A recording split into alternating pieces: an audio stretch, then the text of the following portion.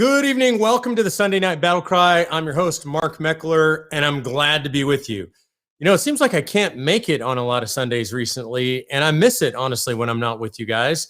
And I miss it because so much happens every week, and I'm looking back at the week that just happened. A lot happened. I have a desire to talk about this stuff with you guys and get your input. I got to tell you, one of the most important things that we do on the BattleCry every single week is your comments come in. And Producer G, he sorts through your comments. He grabs the best ones according to his perspective. By the way, so if I didn't answer your questions, you can blame Producer G. He grabs your best comments, your best questions. He feeds them to me for the end of the program. That's my favorite part of the program. It really is. I know a lot of people say that. I like it because I try to be a reflection of what you think, what you say, and what you do. You know, I was with a bunch of activists this week, as I am so many weeks, and somebody was talking to me about being on TV, and I said, look, all I want to do when I'm on TV is reflect you.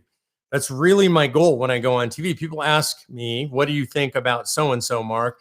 And what I'm thinking in my head is, what have I been hearing from you?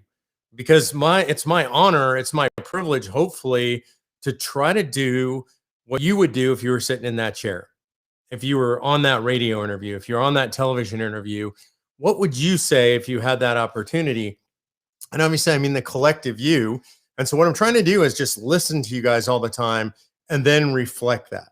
You know, I'm not smarter than you, certainly not better looking than you. I just have the privilege of speaking in the media. I've been blessed with that. And I consider it kind of a sacred trust that you guys tell me what you care about, what you're thinking, what you would like to say into the media if the media were listening to you, and then to do that. So your comments here, your questions here, Producer G feeds them to me. It goes in here and it sticks. And so when I'm out there in the media, I'm thinking about you guys, what you would say, what you would want me to say if you were kind of in charge of that. So it's just important to me. And I want you to know when we come to that part of the program, I really want your input. And I want a lot of your questions too. That's super helpful to me. Also on our Facebook page, if you guys are going to facebook.com/Convention Estates, your comments there, we review them, we watch them, we look at them. Obviously, there's thousands of them. We can't sort all of them and know all of them, but we're looking for trends. We want to know what's important to you. We pay attention to that, and we try to reflect that in the media. I am every single week getting lots of comments about the hats, the Hell No Joe hat. I have a shirt like this as well. This, I will not comply with the will of tyrants. Maybe my favorite shirt. I love the Defiant one. I love the Hell No Joe. I traveled this week again, as I do every week, went through the airports, no mask on. Let me repeat that. In the airport, no mask on, never, ever, no mask in the airport, ever. Right? Sometimes I wear them on the airplane because I get required to. And I always say, don't be a sheep. Don't be a jerk, right? So don't just go along because they tell you they have to, because their rules are stupid and ridiculous. As we're going to hear here shortly, the world is starting to react to this. But don't be a jerk. Don't give the stewardesses a hard time. Don't give your waitress a hard time. These people are required to do the things they're doing. It's unfortunate, but they have to do them as a matter of their job. But don't be a sheep. I'm still right now, maybe now I'll see one other person in an entire airport not wearing a mask. I always give them a thumbs up, congratulate them. I talk to people. People come up, they talk to me because I'm wearing this shirt or the Defiant shirt or the one that gets the most attention, this hat and the Hell No Joe shirt. People come up and say, great hat.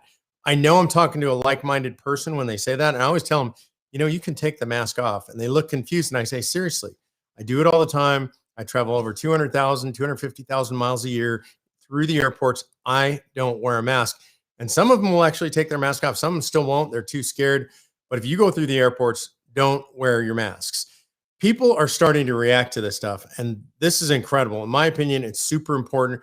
People are saying we've had enough of being sheep. We're going to stand up. We're going to do the right thing. We're going to be the guardians of sanity, the guardians of our society, the guardians of prosperity, meaning we're going to be sheepdogs. That's our theme for this week.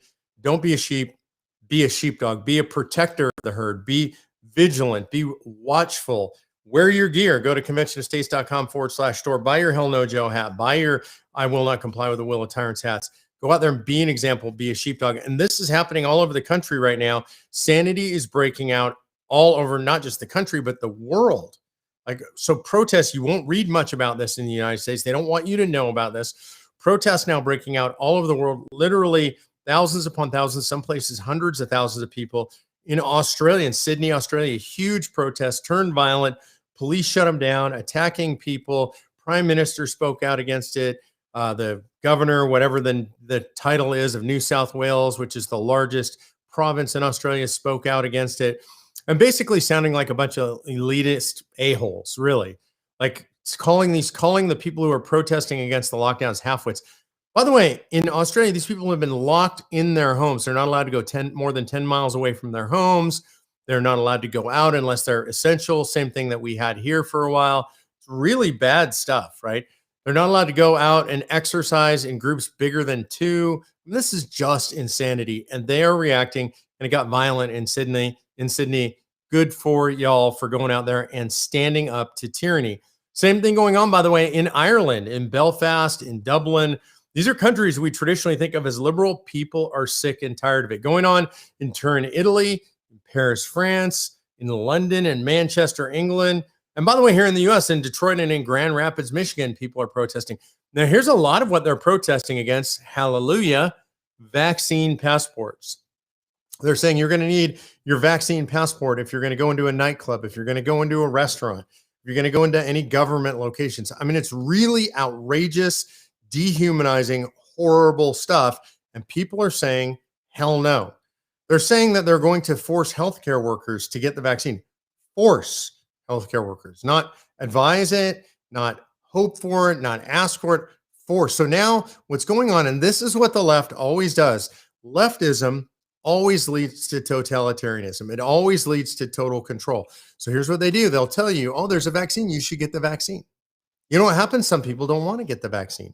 Some people are making rational decisions. They're saying, hey, I'm 21 years old. I'm healthy. I've watched friends get COVID. It's not that bad. Vaccine not fully tested. We've got some concerns about it. I don't want to have the vaccine.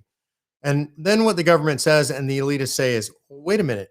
We told you should, and you're not. And so we have to do something about that. So we're going to remove privileges from you, right? And then we're going to make you carry a passport. And then we're going to force you to take the vaccine. And ultimately, this is where it's going. I promise you, what they will do ultimately is they will say people who don't take the vaccine have to be in prison. It might be under house arrest. It might be actual confinement. But this is fascism on the march. This is totalitarianism on the march. These elitists, they love the control. They get off on controlling you, on telling you what to do. They're full of crap. I'm just going to say it bluntly. It's very clear they haven't known what they're doing all along. They changed their story. They changed their advice. They openly lie to us. Like Fauci has admitted, right, that he lied to us. Seems like he's now lied about gain of function research at the Wuhan lab, which he authorized funding for. These people are scum. I'm going to say it straight. They hate you. They hate people like us that think for ourselves. They just can't imagine that you wouldn't just do what they tell you to do. And so protests breaking out all over the world. You should support that. If it comes to a town near you, organize it, support it, be part of it. I would support it here. Like, there's no way we're doing vaccine passports. That's outrageous. It's time to be done with this crap. It's time to be done with it in the airports. When I walk through the airports, I think, man, if 50% of us in this airport just all took our masks off at once and got on the airplanes, what would they do? They're going to throw all of us off the airplanes? And so we need to just really start to press in on this. We got to be sheepdogs, right? We got to guard the herd, guard the flock, be vigilant for our liberties. We don't just go along. Speaking of going along, I think this is hilarious. White liberals are driving all of this stuff around BLM and all this stuff. It's white liberals that have guilt, right? And they're progressives, they're liberals, they're generally well off, and they're driving this narrative of defund the police. They want to shut down police departments. Now, here's what's interesting.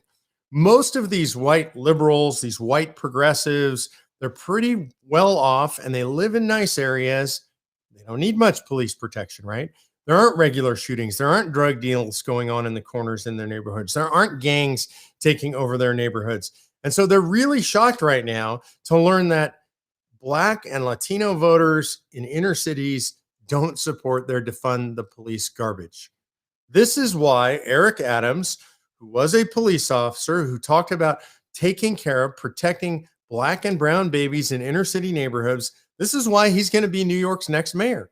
It's no joke. He's going to win because he ran in a pro-police, more police, protect our neighborhoods enforcement program, right? he beat back all these white liberals because he understands reality. These people in the inner cities, you know what? Here's what I think about them. I respect them, and I think they're smart, and I think they're self-governing people, and I think they're rational. And when they get a lot of crime, you know what they want?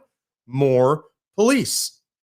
Unbelievable. Shocking to these white liberals. Not to you and me, because we understand that people are rational. They're rational in the inner cities, just like they're rational everywhere else. Generally speaking, people are rational, except, of course, white progressive liberals. And also, to be fair, liberals of color, for lack of a better term, black liberals, Latino, they're insane. They're nuts. No police. That is crazy. And by the way, you know, this is Eric Adams going to be the next mayor of New York, a former police officer, pro-police, more policing. But this is not just New York. This is going on all over the country, by the way. In Detroit, you'll love these numbers. There's just a poll that came out by an overwhelming margin, 9-1. That's overwhelming. It's outrageous. People say they want more cops on the street, not fewer cops. 9-1. Defund the police by 3-1 margin. 3-1. This is a huge, overwhelming supermajority of people say they don't want to defund the police. They hate the idea of defunding the police. This is in Detroit, by the way. Perhaps America's most dangerous city. Killing records, murder records. It seems like every single weekend. Like, the left is insane. And I'm going to say it straight up. I've been saying this every week. I'm going to say it boldly. I'm going to say it bluntly because it's the truth. The Democratic Party is racist. If you're a Democrat, if you belong to the Democratic Party, you should be ashamed of yourself unless you're a racist. If you're a racist, that's the party for you. The Democratic Party is the party of racism. It is true historically. The Democratic Party was the party of slavery. They were the party of the Civil War to protect slavery, the institution of slavery. Post-Civil War, they were the party of Jim Crow laws. This is important for us to remember our history. World War II, they were the party of Japanese internment, putting people in prison based on their race. That is the Democratic Party. Woodrow Wilson, perhaps the quote-unquote greatest progressive president of all times, was a devout, outward, open racist. He showed Birth of a Nation as the first movie ever shown in the White House. It's a movie celebrating the Ku Klux Klan. He was a racist. So systemic racism, let's talk about systemic racism. That's the Democratic Party. It is systemically racist. It's always been racist. The racism has never stopped. Who do you think filibustered the 1964 Civil Rights Act? Democratic Party. Democrats filibustered it in the longest filibuster in American history. I believe that was 74 days. Democrats. Republicans pushed it forward. LBJ, they call Lyndon Baines Johnson the civil rights president. He was a freaking racist. This is not a secret. He was a racist. He said all kinds of horrible racist things. He used the N-word regularly. He hated people of color. He was a racist, right? He's a Democrat. The Democrats have always been racist. Margaret Sanger, the founder of Planned Parenthood, was a eugenicist. She founded Planned Parenthood. A big part of the reason was to keep the black race from propagating. Right? She didn't want them breeding, quote unquote. She was a eugenicist racist. She wanted to kill black babies. This is systemic, institutionalized racism. Where is it? It's in the Democratic Party. It's always been in the Democratic Party. This has never gone away. It's never left the Democrat Party. The Democrat Party is racist. They are the racist party in America. Today, what do they want to do? Martin Luther King, by the way, Jr., was a what? A Republican. That's right. And a pastor, the Reverend Martin Luther King, he was a Republican, and he said this, that he had a dream that his children would be judged by the content of their character and not the color of their skin. And today, here's what the left says, the progressives say, the Democrat Party say. The content of your character is determined by the color of your skin. The exact opposite of Martin Luther King. They are promoting party-sponsored racism. They are racist. If you're a member of the Democratic Party and you're not a racist, you have to leave. Your party openly professes racism. They support state-sponsored racism. They want the schools teaching children to be racist. That's what they want. They want children divided by race. They want to teach them by race. They want to separate them by race. They call it critical race theory. It's just racism. Martin Luther King would be horrified. Republicans, conservatives support the dream of Martin Luther King. Don't judge people by their race. Judge people by the content of their character. Not Democrats. Democrats are straight up racist. That's just where we're at today. That's the way it's always been. That's the way it is today. And I think what you have to say is if you believe that you need to get rid of systemically racist institutions, the most systemically racist institution in the entire history of the United States of America is the Democrat Party. It's true. And today they openly accept anti-Semitism, another form of racism. Ilhan Omar, an anti-Semite, a bigot. Rashida Tlaib, an open anti-Semite, a bigot. Alexandra Ocasio-Cortez going along with the bigots. These are bigot racists inside the Democratic Party, and they are loved and supported, and they're actually driving the Democrat Party. They are racists. All right, so I'm going to say that over and over and over again. It's going to be controversial. People are going to get mad at me. People are going to quote me out of context. To be very clear, I just want to be very clear. If you're a Democrat, if you're a member of the Democrat Party, and you identify with the Democratic Party right now, you should be ashamed of yourself unless you're a racist. So if you're a racist, that's the home for you. Welcome to the Democrat Party. You should wear a shirt. It should say, I'm a member of the Democrat Party. That means I'm a racist. We should make those shirts. We should give them out to Democrats. All right, let's talk about something that's fun and not so serious. We took our entire national team last week and we went to the Colorado Rockies. We don't get together very often because we're all over the country. We don't have a corporate headquarters. We don't believe in spending money on that kind of overhead. Our people in the field doing the work, but we hadn't been together for almost 2 years. So we went to the Rockies. We have a friend and supporter of Convention of States that literally, because they believe in the mission, they own a dude ranch out there. They just donated this to us. This chance for us to get our team together. We got together. We talked about a lot of the things facing COS, how to move forward, how to grow bigger, how to support you better. It's absolutely incredible. For me, I got to ride horses 4 days in a row. Like, for me, what could be better than that? I love being on horseback. So peaceful. Man, I'll tell you, when I get off the back of a horse, it's like I've been meditating for 4 hours, right? Or 3 hours, whatever the ride is. I'm just so relaxed. I love the rhythm of the horse. I love the sound of the horse, the smell of the horse. I love being in the outdoors, and the Rockies are spectacularly beautiful. But the best thing is being with my Convention of States family. We really loved it. We did some fly fishing. We did some cowboy speed shooting, knife throwing, hatchet throwing. We had a great time. It was really cool. So look for pictures from that and stuff on the web. Probably maybe on Facebook. I don't know where they're posting them, but we had a great time. Wish you could have all been there with us. In the last week, just in the last couple of days, I've been at Freedom Fest in South Dakota. It was held in Rapid City, South Dakota. Governor Kristi Noem, no mask mandates, none of that garbage. So Freedom Fest went to South Dakota this year, Rapid City. I was there. I spoke twice. I spoke on the main stage one night, and then I did a breakout session yesterday. And I got to tell you, the breakout session got wild yesterday. It was so fun. Here's why I loved it. First of all, thank you to the COS activists who were there. Really, absolutely incredible. Velva and Harv were there. There are some of the state leaders there, and they were there running the booth. We had a bunch of activists in the booth. Great response to the booth. But when we got on stage for our breakout session, as I was walking into the auditorium, there were a couple of these John Birch Society losers. You know, the guys that I'm talking about, the freaks, the losers, the people who are now apparently aligned with the radical left, who take the same position as Soros, as Planned Parenthood, as MoveOn.org, as Daily Cause, as every leftist group in America. They are aligned with them. I want to be really clear. I always want to be clear. I'm not saying they're working hand in hand with them. Like, I don't have any evidence that they're actually working together. They just have all the same positions in regard to Convention of States that all these radical leftist, communist, Marxist groups have. Same talking points, exactly. All right. So I want to be really clear about that, because I get accused of saying they're working with George Soros. I don't know that. They just use the same talking points. Coincidence, whatever. I have no idea. But they certainly have all the same talking points. And certainly in the state legislatures, the radical left is completely aligned, and they say the John Birch Society is their friend. So I see a couple of these freaks outside the auditorium. One of them hands me a card saying, oh, you might want to take this on your way in. So I walk in, I start to read it. I realize it's John Birch Society madness about COS. It's full of lies and deceit. So I walked back out and I said, hey, by the way, the people who are having you hand these out, you know, they're aligned with Marxists and with Planned Parenthood and with MoveOn.org and Daily Cause.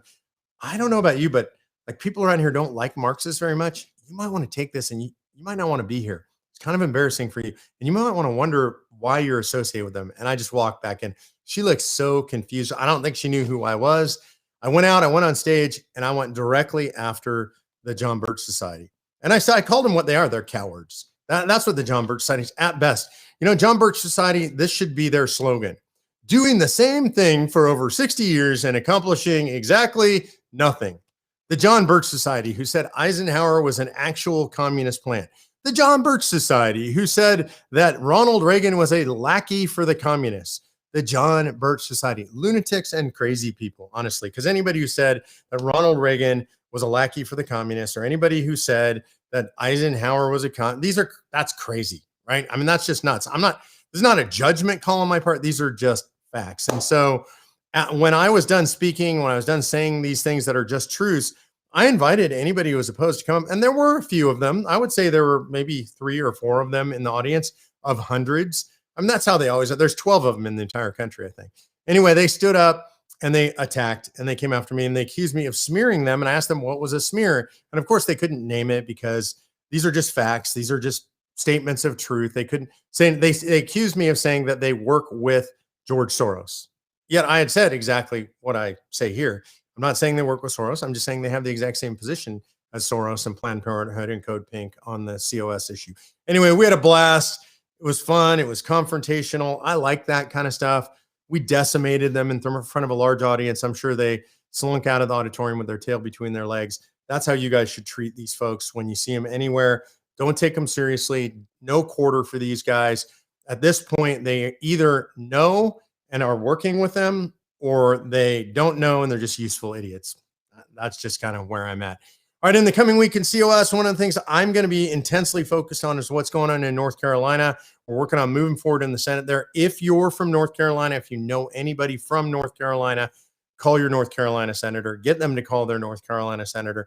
Tell them it's time to vote on COS. It's time to pass COS. The House did it overwhelmingly, and now it's kind of languishing in the Senate.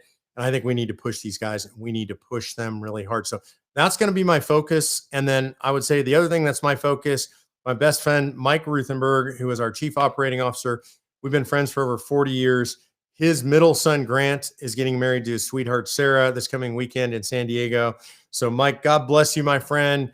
Best wishes to you. Me, Patty, our kids, we're all going to be there to celebrate with you. So if I seem a little absent this coming weekend, that's because we're going to be celebrating one of the most blessed things that humans can do is the marital vows of marriage between a man and woman who love each other. And they're going to go before the eyes of God and all their friends and all these witnesses and profess that love. And they're going to get married. It's going to be an incredible weekend. So that's where I'm going to be next weekend. With that, what we're going to do is we're going to go to Q&A. So I know producer G's got some good Q&A for me. So I'm going to scroll over here. George Geisel says, how did they program the medical profession? Not sure exactly what you mean by that, meaning how did they get the medical profession to go along with this? Probably what they did is if you look at what they're teaching in medical schools, this is what the radical left has done. They've gone through all of our educational institutions, started in law schools, by the way, law schools, undergrad, medical schools, psychology, psychiatry, schools of education, all of them, they programmed the schools. So they got into the teachers first, into academia, got the academia teaching this madness. And this is why you have medical professionals saying that men can be women, women can be men, and both are neither, and both are both. I mean, it's insanity. It's saying there are 57 genders. It's craziness, but that's what they did. They got in there, and they also are using pressure, right? So if you don't believe this stuff, you can't really say that stuff. You actually can't get into medical school if you say that stuff. You can't get into law school if you object to that kind of stuff. So, all right, Max Barron wants to know, how does Convention of States work? Here's how it works. Really simple. Article 5 of the Constitution says it takes 34 states to call a convention. You got to have the same subject matter. In our case, 3 subjects. The convention will be about anything that would impose fiscal restraints on the federal government, like a balanced budget amendment, limitations on taxation and spending, imposing generally accepted accounting principles. Number 2, anything that would impose term limits on federal officials. That would include bureaucrats and staffers. Number 3, anything that would impose scope and jurisdiction restrictions on the federal government, like telling them they can't be involved in education, energy, healthcare, the environment, etc. Those are the things we can talk about. When 34 states agree that we're going to have a convention on that, right now it's 15 states. When we get to 34, there will be a convention. They will propose amendments. Those amendments will just be suggestions, and then they have to be ratified by 38 states. But if you want to know more, go to conventionofstates.com. All the details are there. Really simple. Carol Petrusowitz says, is there anything we can do to stop Pelosi from putting CCP offices in Florida and California? And the answer is, look, the states have to resist. Florida will resist. California won't resist because California is already an arm of the Communist Chinese Party. Let's see. Francesca Norton says, Mark, what do you think about widespread audits for the election? I think there should be. I think we should push for it. I think all of you in Convention of States should be pushing for audits of the election everywhere. And I want to be really clear what I'm saying. I am saying that I am suspicious and I want to know. I want to know that my vote counts equally with everybody else's vote. I want to know that your vote's counted. I want to know that only legal votes are counted. I think the only way we can know that and be sure about it are audits. Mark White says, any plans for COS to take on new goals or a new mission? And the answer is, Mark, I've been talking about this for the last few weeks. I apologize. It hasn't launched yet, but we're close. We are going to do everyschoolboard.com. I'm waiting for a draft of the website tonight, and we're going to be promoting you guys go out, take over your school boards. We're going to show you how to find your school board, how to testify at your school board, how to do public records requests of your school boards, how to run for school board, how to take over your school board, and what is good school board policy. We're going to help you with that. We're working with a whole bunch of other groups all over the country. We're going to coalesce around this agenda, and we are going to fight this insanity, the state-sponsored racism in our schools. They call it critical race theory. I don't call it that. It is just straight up racism sponsored by the states. We're not going to allow it anymore. All right, we're going to close with this, and this is super important. I'm giving you a mission this week. Your mission is, you've heard me say this a couple of times, don't be a sheep. Be a sheepdog. And I want to be really clear what I mean by that. Look, a sheep just goes along, right? The shepherd moves the sheep along, and the sheep go wherever the shepherd says, right? And they're very unaware, and they can't take care of themselves, and they are prey animals. They're not predator animals. They're not protector animals. They're prey animals. And I'm telling you, don't be a sheep. And that means just because the government says it, don't do it. Just because there's societal pressure to do it, don't do it. Only do it if you're doing it out of your own awareness. If your spider sense is up, if you're paying attention to what's going on in society, if you think it's something is right and good and correct, then you do it. Otherwise, don't do it. Be a sheepdog. And being a sheepdog is more than just watching out for yourself. Being a sheepdog means you watch out for the flock. You watch out for your family. You watch out for your community. Watch out for your state and your country. That's what sheepdogs do. Sheepdogs are always on the alert. They're paying attention. They're watching out for the wolf. They're watching out for the coyotes, the predators, right? And what are they willing to do when they see that stuff? They don't stand for it. They go in and they attack. And I've told you before in previous weeks, what I want you to do is take a stand. You're going to stand up or stand down. A sheepdog never stands down in front of a predator. A sheepdog will put its own life on the line to protect the flock. And that's what I'm asking you to do. Be a sheepdog. Be a protector. Be alert. Be aware. And that means doing things that are uncomfortable. When your kids, maybe grown kids or high school kids or college kids, tell you some of the CRT, the state-sponsored racism madness, or they talk systemic racism, or they tell you men can be women and women can be men, or they tell you Republicans are racist, you got to have that fight. It's uncomfortable. They might not like you. They might be mad at you, but you have to have that fight. You have to intervene. You have to be a sheepdog. When you hear it at church, you have to say no. You have to go to your pastor and say, don't say those woke things from the pulpit. We're not going to tolerate it. We're going to get an uprising going in the church, or we're going to leave the church, right? You have to lead this stuff. And one of the things that really frustrates me is people are looking for other people to lead. The sheepdog never looks for other sheepdogs to fend off the attack. The sheepdog goes in first, right? And so I'm asking you, I'm not begging you, I'm not pleading you, because I don't need to do that. I'm just laying it on the line. You're going to stand up or you're going to stand down. And you're going to look back, and if we lose the country, you're going to feel bad if you didn't do what I'm telling you to do. What I'm asking you, I can't tell you, I'm just asking you to do this. Just go out and be bold and be brave and be a sheepdog. Don't be a sheep. Critically important. That's your thing to do this week. Next week, I'd love some stories from you guys. I'd love to see some comments where you say, hey, last week my kid said this and I said, no way. My kid's teacher said that and I said, that's outrageous. I heard the school board was doing this and I went and testified. At my church, they tried to say some madness things and I stepped in, and I was the person who stood up in my small group and said something. Be a sheepdog. Don't be a sheep. Stand up. Don't stand down. Promise you, I'll stand with you. God bless you guys. We'll see you next week on the BattleCry.